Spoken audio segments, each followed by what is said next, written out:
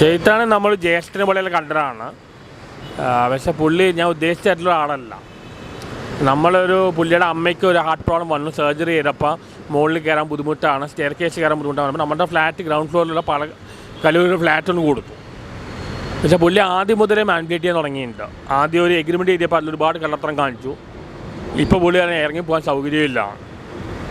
അപ്പോൾ ഇവർ അത് ഇയാളത്രയും ഞാൻ ജെന്യൂനെ ആളാണ് വിചാരിച്ചത്. ഇയാൾക്ക് ഒരുപാട് ഫോളോവേഴ്സ് ഉണ്ട്, അവരുടെ വിചാരം ഇയാൾ വളരെ ജെന്യൂനാണ്. പക്ഷേ ഇയാൾ പണ്ട് എന്നോട് പെയ്ഡ് റിവ്യൂ നടത്താൻ പറഞ്ഞിട്ടുണ്ട്.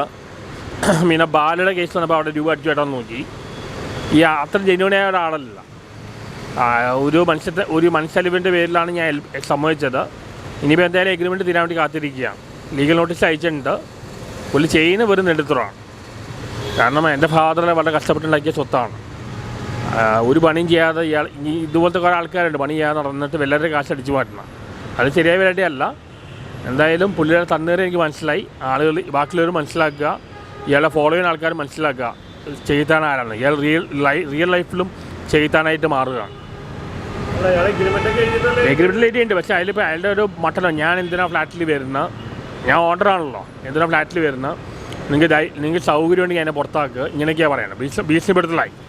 പിന്നെ അത് മാത്രമല്ല പുള്ളിക്ക് ഡ്രഗ് യൂസേജ് അവൻ നടത്തുന്നുണ്ട്, പല പെണ്ണുങ്ങളെ കൊണ്ടുവരുന്നുണ്ട്, അങ്ങനെ കംപ്ലയിൻറ്റ് രജിസ്റ്റർ ഉണ്ട്.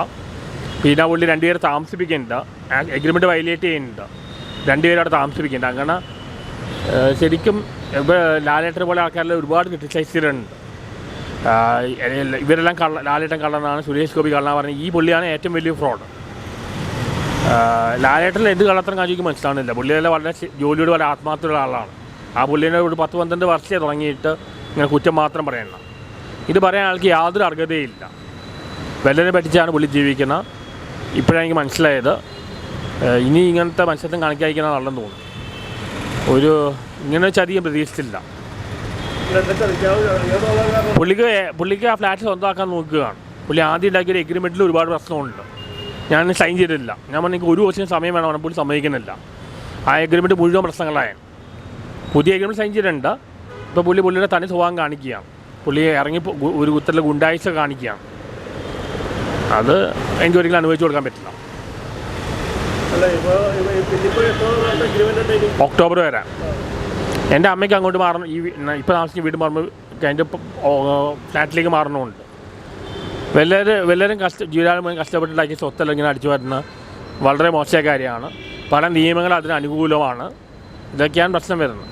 ഈ പറയുന്ന മോഹൻലാലിനെ എപ്പോഴും ക്രിട്ടിസൈസ് ചെയ്താൻ കമ്മ്യൂണിസ്റ്റ് പാർട്ടിയോ പിണറായി വിജയനെ കുറിച്ച് ഒന്നും പറയില്ല.